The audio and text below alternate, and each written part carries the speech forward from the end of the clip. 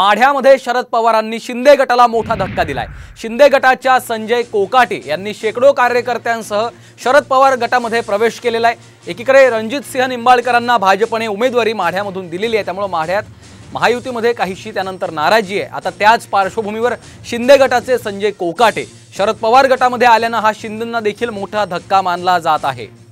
सुनील काळे आमचे प्रतिनिधी आपल्याला या संदर्भात अधिक माहिती देत आहेत। सुनील, निश्चितच आपण बघतोय की कारण की माढ्यामध्ये ज्या पद्धतीनं शिंदे गटाकडून संजय कोकाटे यांनी प्रवेश केलेला आहे, त्यामुळे पवार गटाची ताकद निश्चितच वाढलेली आपल्याला पाहायला मिळते। आणि माढ्यामध्ये जरी अजून उमेदवार ठरला नसला तरी सुद्धा एक एक कार्यकर्ता करून कुठेतरी आव्हान द्यायचा प्रयत्न केला जातोय, कारण की माढ्यामध्ये भाजपकडून ज्या पद्धतीने उमेदवार द्यायचा प्रयत्न होते त्या पार्श्वभूमीवरती हा पक्ष प्रवेश महत्वाचा ठरतोय, कारण की यापूर्वी सुद्धा त्यांनी विधानसभेसाठी तयारी केली होती आणि संजय कोकाटे त्यांनी जवळपास 75,000चं मत घेतलेलं होतं। त्यामुळे माढ्यामध्ये निश्चितच पवार गटाची ताकद वाढलेली पाहायला मिळते।